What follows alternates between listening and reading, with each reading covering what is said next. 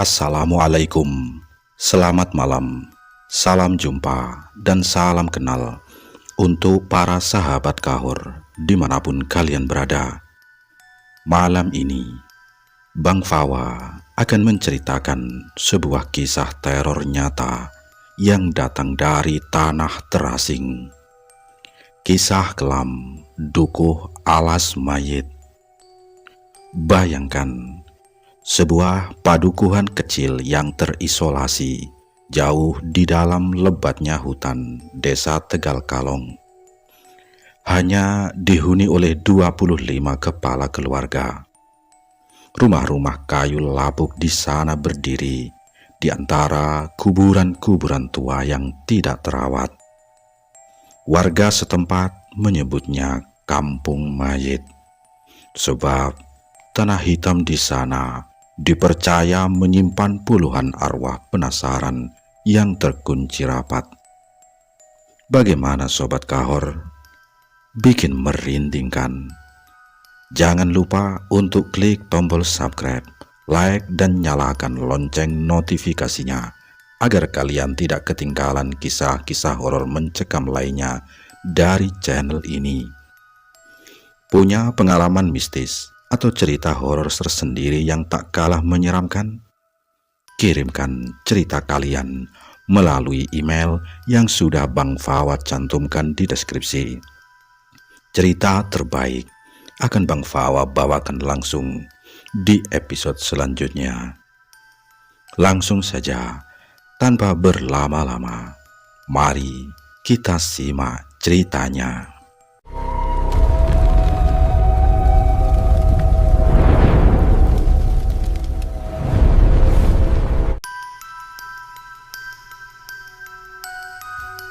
Di sebuah pelosok desa yang terpencil, jauh dari bisingnya peradaban kota, tersembunyi sebuah pemukiman terpencil bernama Dukuh Alas Mayit. Wilayah ini seolah-olah sengaja diselimuti kabut tebal dan dilupakan begitu saja oleh sang waktu. Jalanan tanah yang membelah pepohonan rindang selalu terasa lembab dan dingin. Bahkan di tengah terik siang hari, pohon-pohon tua bertubuh raksasa berdiri mengapit area pemukiman, menjulurkan dahan-dahan legamnya seakan-akan menjadi jemari gaib yang siap mencengkram siapa saja yang berani melangkah terlalu jauh ke dalam. Sejak bertahun-tahun lalu, orang-orang menyebut tempat ini sebagai Kampung Mayit. Meski itu bukanlah nama resminya, julukan mengerikan tersebut mengalir tajam dari mulut ke mulut, diwariskan turun-temurun dari kakek nenek hingga ke anak cucu, tanpa ada satu orang pun penduduk lokal yang cukup berani untuk mengganti atau membuang sebutan tersebut. Bukan tanpa alasan, sebutan haus darah itu melekat begitu kuat. Dukuh Alas Mayit menyimpan segudang kisah mistis dan peristiwa di luar nalar yang terus berhembus menembus keheningan malam. Penduduk setempat percaya tanah hitam tempat mereka berpijak telah menyerap terlalu banyak darah dari masa lalu dan menyimpan tumpukan arwah penasaran yang jiwanya tak pernah tenang. Suasana di dukuh ini bertambah mencekam setiap kali matahari mulai tenggelam di horizon barat. Angin malam yang berhembus kerap membawa aroma Kamboja busuk, mengusik tenggorokan siapapun yang menghirupnya. Suara jangkrik yang tadinya bersahut-sahutan kerap mendadak senyap, digantikan oleh bayangan-bayangan hitam yang tampak melintas cepat di balik pepohonan atau ketukan perlahan pada pintu rumah saat jam menunjukkan tengah malam. Meskipun demikian, tidak ada satupun warga luar yang mampu memastikan fakta di baliknya. Apakah semua kejanggalan ini hanyalah dongeng pengantar tidur yang sengaja dibuat untuk menakut-nakuti pemburu petualangan? Ataukah memang ada sosok mengerikan yang benar-benar bersemayam dan mengintai di balik kegelapan dukuh alas mayit? Rasa penasaran itu tetap menjadi misteri tak terpecahkan yang terkunci rapat bersama keheningan malam. Dukuh alas mayit bukanlah sebuah desa yang besar atau ramai. Tempat itu sejatinya hanyalah sebuah padukuhan terpencil yang berada di bawah naungan desa Tegal Kalong, terpisah jarak sekitar 5 km dari bangunan balai desa. Jarak 5 km itu terasa sangat jauh karena jalur yang harus ditempuh hanyalah jalan setapak berbatu dan berlumpur, terputus dari keramaian dan akses publik. Di pemukiman yang seolah terisolasi ini, hanya ada sekitar 25 kepala keluarga yang bertahan hidup. Mereka menghuni rumah-rumah kayu tua bertiang lapuk yang usianya sudah puluhan tahun, dengan atap genteng berselimut lumut tebal yang kerap membocorkan air saat hujan deras turun. Rumah-rumah tersebut berdiri jarang-jarang, dipisahkan oleh hamparan ilalang tinggi yang selalu bergoyang liar dan merintih tajam setiap kali tertiup angin malam. Di antara bangunan tua dan semak belakang tersebut, makam-makam tua tersebar acak di berbagai sudut padukuhan itu. Sebagian besar dari makam itu sudah tak berwujud utuh. Batu nisannya telah retak, tertimbun tanah, atau tertutup rapat oleh akar-akar pohon liar karena lama ditinggalkan dan tak lagi dirawat oleh anak cucunya. Orang-orang tua setempat menyimpan keyakinan kelam bahwasanya tanah itu bukan sekedar area pemakaman biasa. Padukuhan tersebut dipercaya sebagai sebuah penjara gaib yang mengunci arwah-arwah penasaran dengan dosa masa lalu yang terlalu berat, membuat jiwa mereka tertahan dan tak sanggup melangkah ke alam berikutnya. Kabar angin mengenai kengerian ini membuat warga dari luar daerah sangat jarang, bahkan hampir tidak pernah berani menginjakkan kaki di sana. Konon katanya, siapapun penjelajah atau pendatang yang berani masuk tanpa izin khusus akan langsung disambut oleh gangguan hebat dari para penghuni tak kasat mata. Pengalaman-pengalaman mistis tersebut bukan sekedar cerita isapan jempol semata. Tak sedikit warga atau pemburu hal gaib yang nekat datang mengaku pernah mendengar suara bisikan samar yang memanggil nama mereka dari balik semak-semak. Yang lain bersumpah pernah melihat bayangan hitam bertubuh tinggi besar melintas cepat di antara celah pohon, atau mendadak merasakan hawa dingin menusuk tulang, seolah-olah ada sosok tak terlihat yang berdiri tepat di belakang tengkuk mereka. Keheningan di dukuh alas mayit kerap kali terasa menekan dada. Saat siang hari, matahari seolah enggan menembus celah-celah dedaunan rindang, membuat suasana dukuh selalu remang dan muram. Namun, kengerian yang sesungguhnya baru dimulai ketika sang surya benar-benar tenggelam. Begitu kegelapan gulita menyelimuti area pemukiman, warga setempat lebih memilih mengunci pintu rumah rapat-rapat dan mematikan penerangan luar.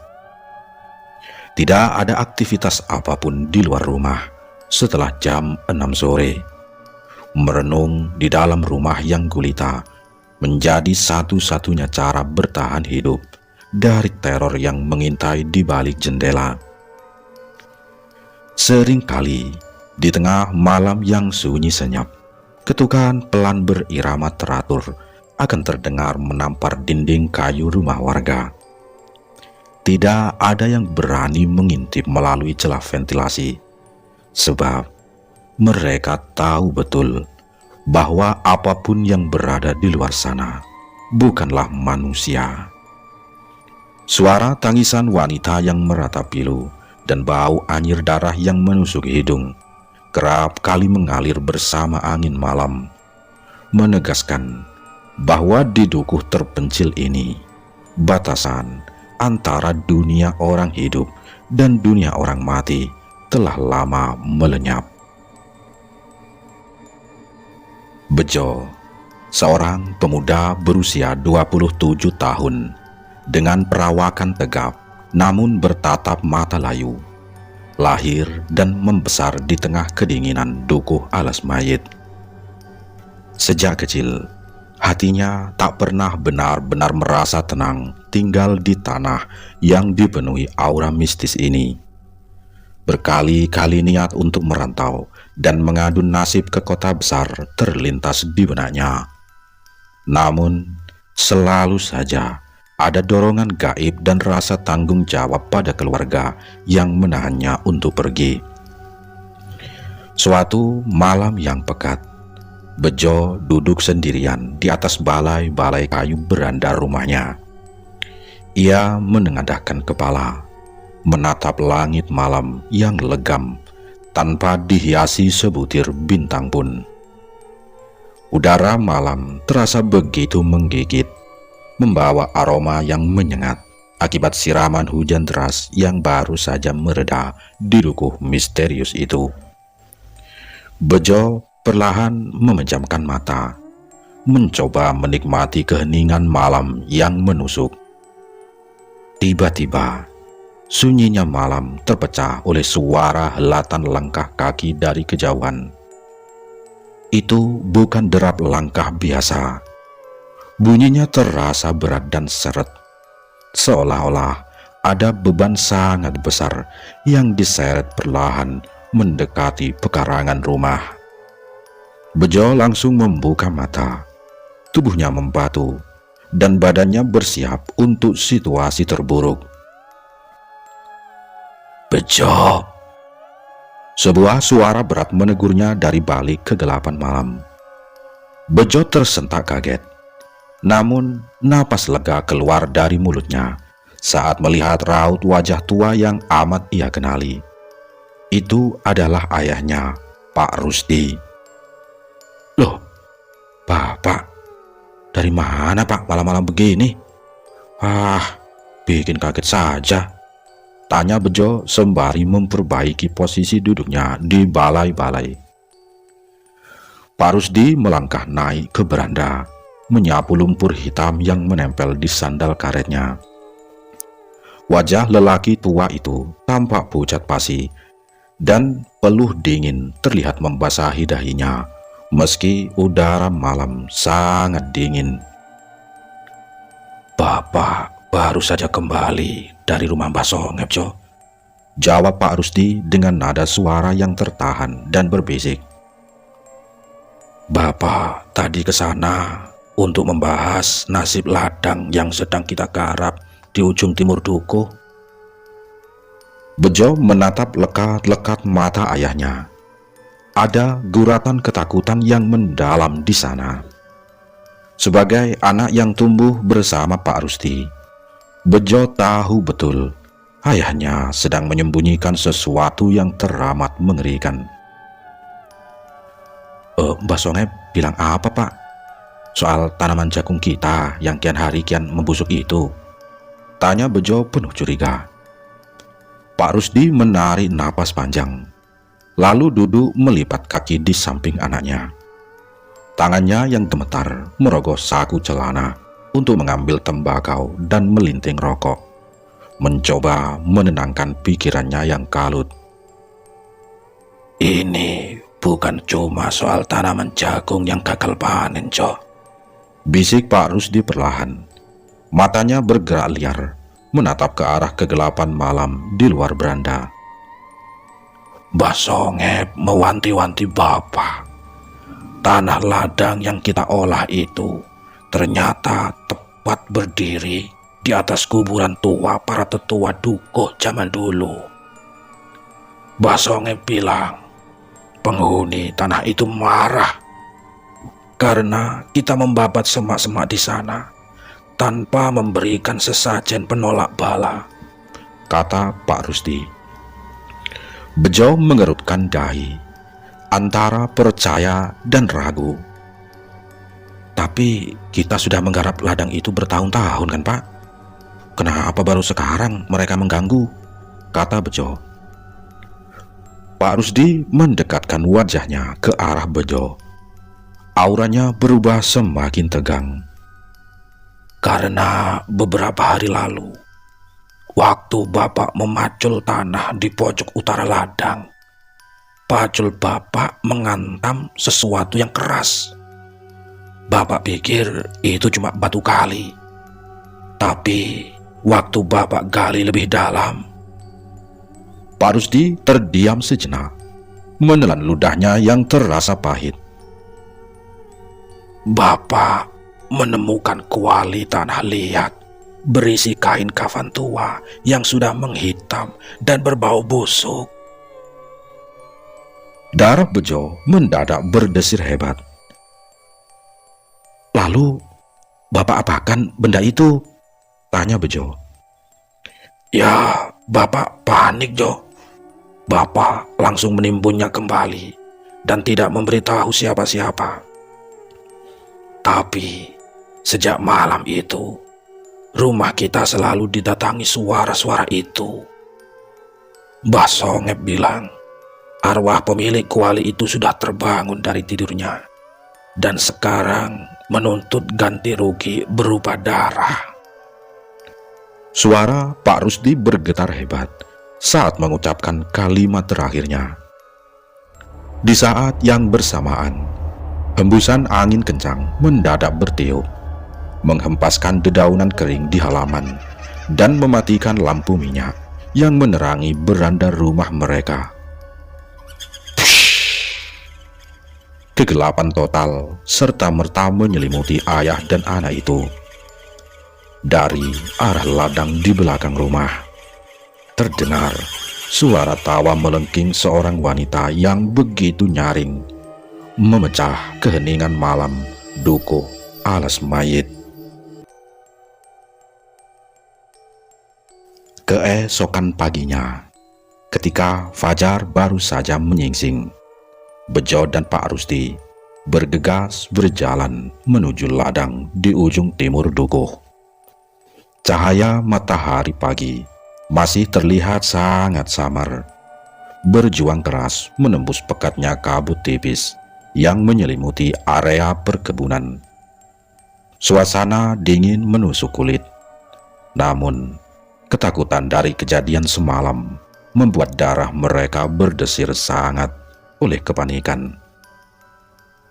Saat kaki mereka akhirnya memijak area ladang, sepintas tidak ada yang aneh.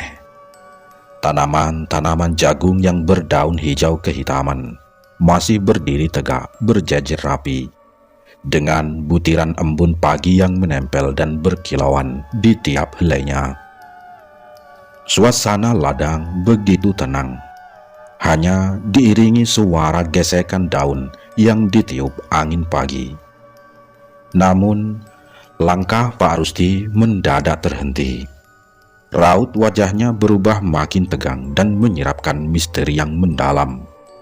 Persis seperti raut ketakutan saat ia menceritakan penemuan kuali tanah liat semalam. "Sini, Jo, sini. Lihat ini," bisik Pak Rusdi dengan suara parau, seraya menunjuk ke arah permukaan tanah di bawah rindangnya batang jagung. Bejo melangkah mendekat dan membungkukkan badannya. Seketika matanya membelalak lebar, mengamati cetakan di atas tanah lembab tersebut. Di sana terukir jejak kaki berukuran sangat besar, setidaknya 3 kali lipat ukuran kaki manusia dewasa. Bintik-bintik cakar tajam merobek permukaan tanah, menegaskan bahwa pemilik jejak ini jelas bukan manusia atau binatang ternak biasa. Pak Rusdi berjongkok perlahan, lalu menyentuh dasar jejak tersebut dengan ujung jarinya. Tanah di bagian dalam cetakan ini masih basah dan berwarna jauh lebih gelap, Jo. Seolah-olah baru beberapa menit yang lalu ada makhluk bertubuh sangat berat yang berdiri dan mengaduk tanah ini, kata Pak Rusdi. Bejo menelan ludah dengan susah payah. Ingatannya langsung tertuju pada suara tawa melengking yang menggema semalam. Pak, ini jejak makhluk yang diturturkan Mbah Songep semalam ya, Pak? Yang minta ganti rugi darah itu? Tanya Bejo. Pak Rusdi membisu sebelum akhirnya mengangguk pelan. Bapak tidak yakin, tapi tanah di area ini persis di titik tempat Bapak menimbun kembali kuali tua berkafan itu. Makhluk ini semalam benar-benar membongkar, atau setidaknya menari-nari di atasnya. Lalu kita harus bagaimana sekarang, Pak? Tanya Bejo dengan nada panik yang mulai tak tertahankan. Kalau dibiarkan, nyawa kita sekeluarga yang jadi taruhannya. Ladang ini bisa kita tinggalkan, tapi makhluk ini jelas sudah tahu rumah kita. Pak Rusdi berdiri tegap, mengusap tangannya yang berlepotan tanah hitam ke celana kerjanya. Matanya menatap tajam ke arah gubuk reot di tepi hutan, tempat Mbah Songep tinggal. Kita harus segera bicara lagi dengan Mbah Songep pagi ini juga, Jo. Tegas Pak Rudi dengan nada berat. Kita tidak bisa menyelesaikannya sendiri. Mbah Songep harus memberitahu kita ritual apa yang sebenarnya bisa mengembalikan makhluk jahat itu ke dalam tanah sebelum seluruh warga Dukuh Alas Mayit menjadi korbannya, kata Pak Rusdi. Tanpa membuang waktu, ayah dan anak itu memutar balik langkah mereka, meninggalkan ladang jagung yang penuh misteri tersebut dengan rasa cemas yang kian menghimpit dada. Mbah Songep adalah salah satu ketua adat yang paling disegani sekaligus ditakuti di Padukuhan Alas Mayit. Langkah Bejo dan Pak Rusdi terhenti tepat di depan teras rumah panggung tua bermaterial kayu jati legam milik pria renta tersebut. Begitu mereka tiba, Mbah Songep rupanya sudah duduk tenang di atas bangku kayu panjang sembari menggenggam tongkat ukirnya. Sorot matanya yang tajam seolah menyiratkan bahwa ia sudah memprediksi kedatangan mereka sejak fajar sebelum menyingsing. Aku sudah menduga ini semua akan terjadi, ucap Mbah Songep pelan, namun syarat akan penekanan. Tanpa sedikit pun mengalihkan pandangannya dari jalanan tanah di depan rumahnya, Pak Rusdi melangkah maju dengan napas yang masih memburu. Apa maksudmu sebenarnya, Mbah? Apa penemuan kuali di ladangku itu yang menjadi pemantik penampakan jejak raksasa pagi ini? Tanya Pak Rusdi. Mbah Songep menghembuskan napas panjangnya, mengeluarkan asap rokok kelembak yang mengepul tebal di udara pagi. Dukuh Alas Mayit ini tidak pernah normal sejak dulu kala, Rusdi. Sejak zaman mbah-mbah kita dulu, tempat ini sudah menjadi wadah pertumpahan darah. Orang-orang menghilang tanpa jejak dari waktu ke waktu. Kadang satu orang, kadang satu keluarga penuh lenyap di telan malam. Mendengar penuturan itu, Bejo merasakan bulu kuduk di sekujur tubuhnya berdiri tegak. Udara di sekitar teras mendadak terasa makin menusuk hingga ke tulang. Dulu sekali, ada sesuatu yang sangat jahat dan mengerikan dikubur di tanah ini. Lanjut Mbah Songep, seraya mengetukkan ujung tongkat kayunya ke lantai. Orang-orang terdahulu sengaja membangun pemakaman dan menimbun makam-makam tua di atasnya, dengan harapan energi suci kematian dan doa pertapa bisa mengunci arwah penunggu bawah tanah itu agar tetap tidur selamanya, kata Mbah Songep. Mbah Songep menghentikan kalimatnya sejenak, lalu berpaling menatap Rusdi dengan raut wajah yang menggelap. Tapi tindakanmu memacul kuali keramat itu telah merusak segel penutupnya. Sesuatu yang teramat jahat kini telah terbangun dari tidur panjangnya. Bejo menelan ludah dengan susah payah, mengumpulkan keberanian yang tersisa untuk membuka suara. Lalu, apa yang harus kita lakukan sekarang, Mbah? Apakah tidak ada cara untuk mengusir atau ya mengunci makhluk itu kembali ke tempat asalnya? Kata Bejo. Mbah Songep menatap Bejo dalam-dalam. Tatapannya begitu dingin, hingga membuat Bejo merasa seolah-olah pikirannya sedang ditelanjangi.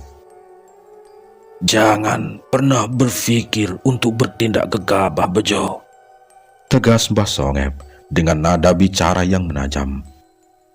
Jangan mencari tahu lebih dalam soal asal-usul kuali itu.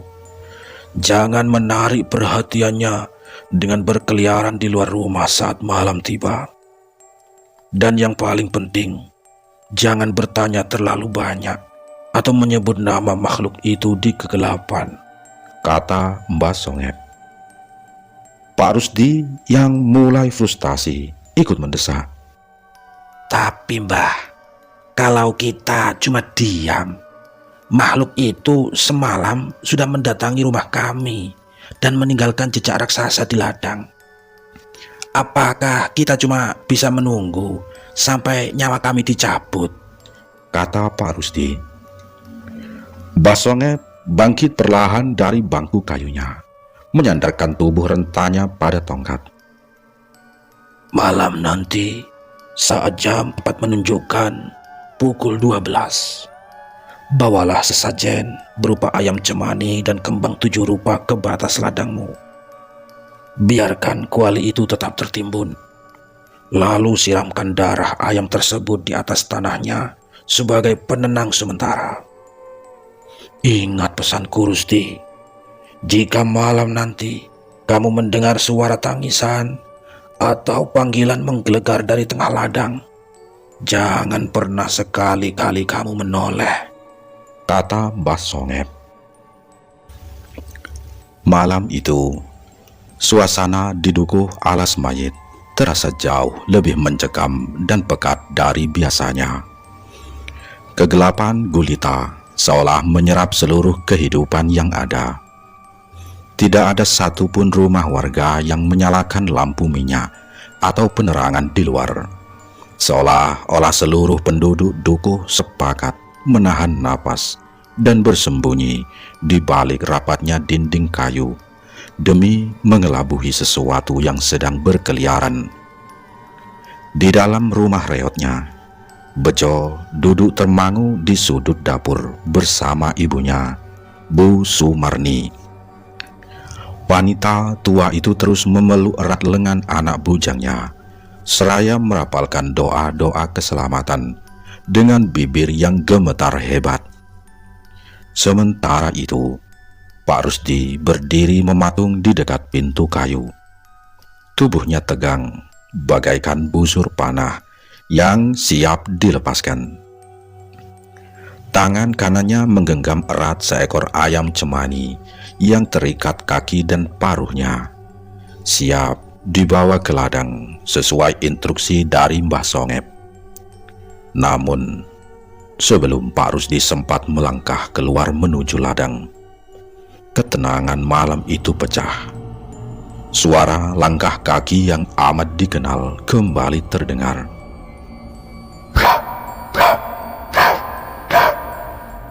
Anehnya, bunyi hantaman beban berat itu tidak bersumber dari pekarangan luar, melainkan terdengar tepat di dalam rumah mereka, bergaung dari lorong tengah menuju ke arah dapur.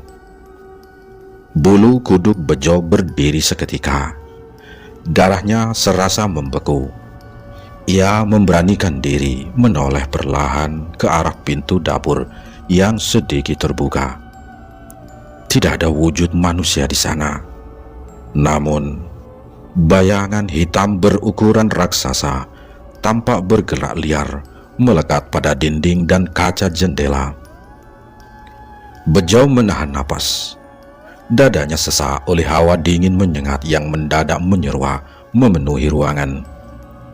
Dari balik kegelapan sudut dapur, sosok menyeramkan itu perlahan memadat dan menampakkan wujudnya. Tubuhnya tinggi besar menjulang hingga kepalanya menekuk menyentuh langit-langit rumah. Berkulit hitam legam seperti arang basah. Dan yang paling mengerikan, sosok itu sama sekali tidak memiliki wajah. Hanya ada permukaan kulit rata bertutupkan kabut tipis yang memancarkan aura kematian. "Bejo, tutup matamu nak, jangan dipandang," bisik Bu Sumarni terisak pelan, seraya menarik kepala anaknya ke dalam pelukannya. Bejo memejamkan matanya rapat-rapat. Jantungnya berdegup kencang, bak dihantam godam. Aroma amis darah membusuk bercampur Kamboja menyeruak hebat, menekan kesadarannya hingga segalanya mendadak menjadi gelap gulita. Ketika Bejo kembali membuka matanya, rasa hangat cahaya matahari pagi menerpa wajahnya. Ia mendapati dirinya masih terduduk di kursi dapur bersama ibunya yang tertidur lelap akibat kelelahan. Teror melempati dimensi waktu. Malam yang mencekam itu telah berganti fajar tanpa ia sadari. Bejo bergegas bangkit dan melangkah keluar rumah. Di halaman rumah, Pak Rusdi sudah berdiri mematung dengan raut wajah yang luar biasa tegang dan pucat pasi. Ayam cemani yang dipegangnya semalam kini tergeletak mati di tanah dengan kondisi mengering tanpa setetes darah pun tersisa. "Lihat ini, Jo," bisik Pak Rusdi dengan suara serak yang bergetar. Bejo menundukkan kepala, menatap tanah di pekarangan rumah mereka. Di sana, terukir cetakan jejak kaki raksasa yang persis seperti di ladang. Namun, berukuran jauh lebih besar dan dalam.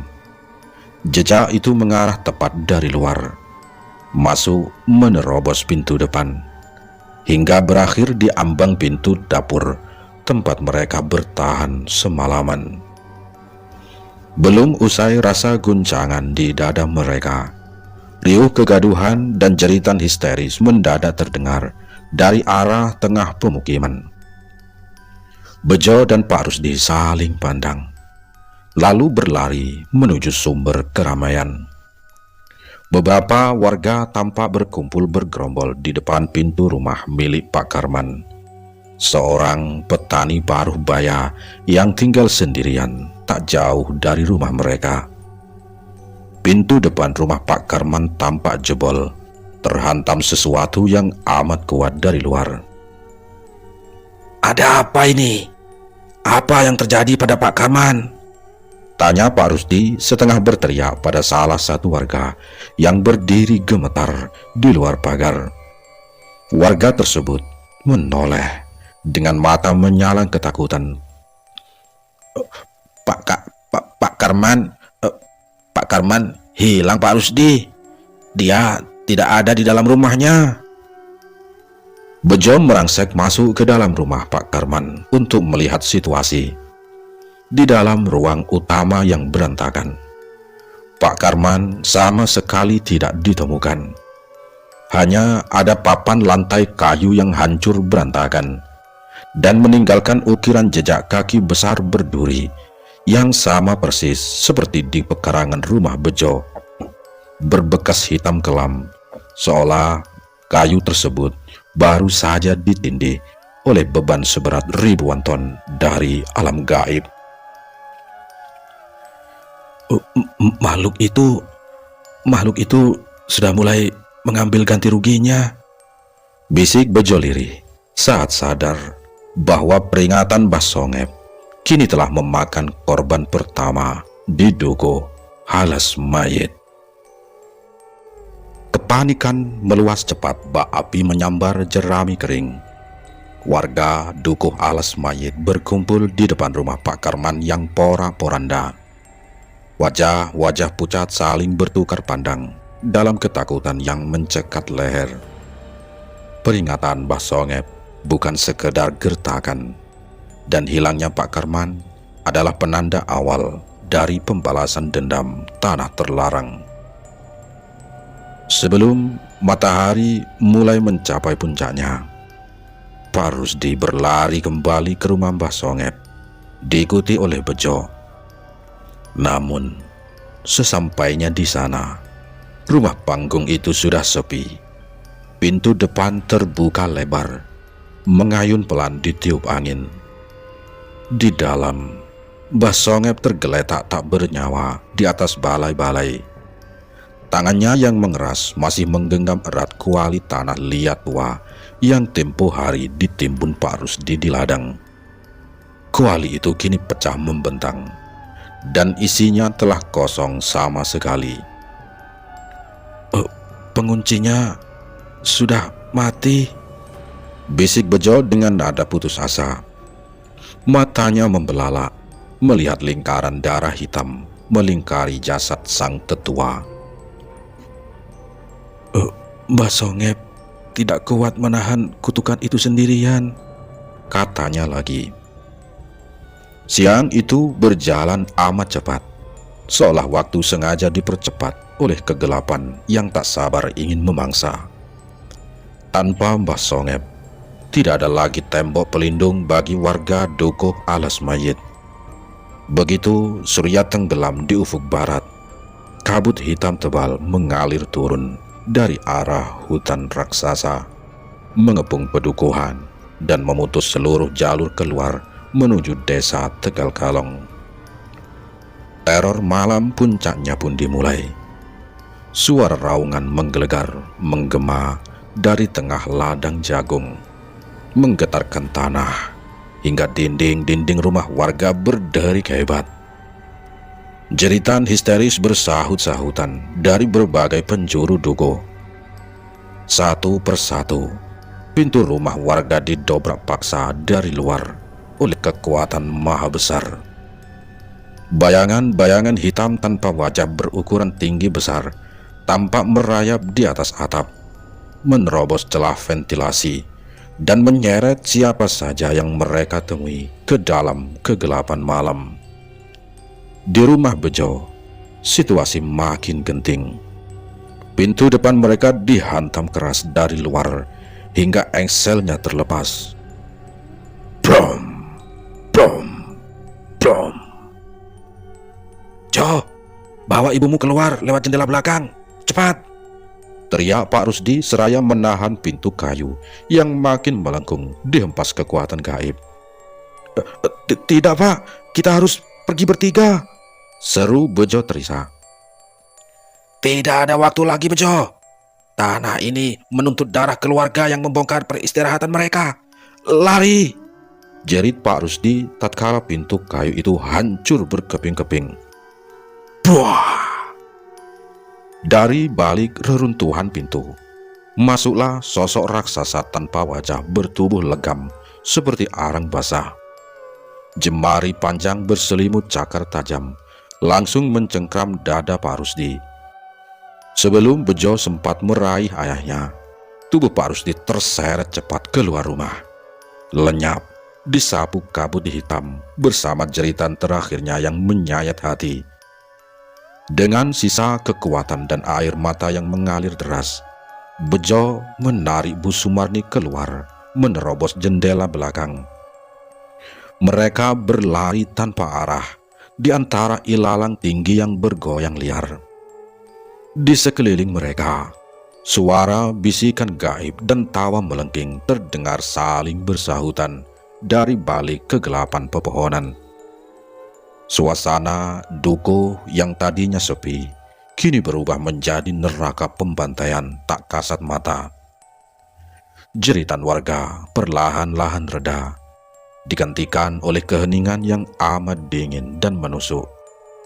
Dukuh alas mayit benar-benar disapu bersih oleh penghuni bawah tanah dalam kurun waktu 1 malam saja.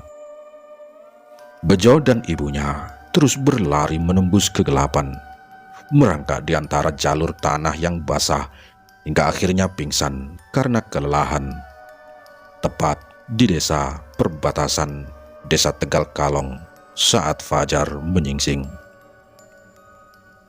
Singkat cerita, beberapa hari kemudian, tim pencari dari Desa Tegal Kalong bergerak menyisir lokasi dukuh alas mayit setelah mendengar pengakuan terputus dari Bejo yang trauma berat. Namun, saat rombongan warga tiba di lokasi yang ditunjukkan, mereka hanya menemukan hamparan hutan belantara dan semak belakangan tinggi. Seluruh puluhan rumah tua, makam-makam kuno, serta ladang jagung telah lenyap tanpa bekas. Tidak ada jejak pemukiman manusia, tidak ada reruntuhan kayu, dan tidak ada sisa-sisa kehidupan.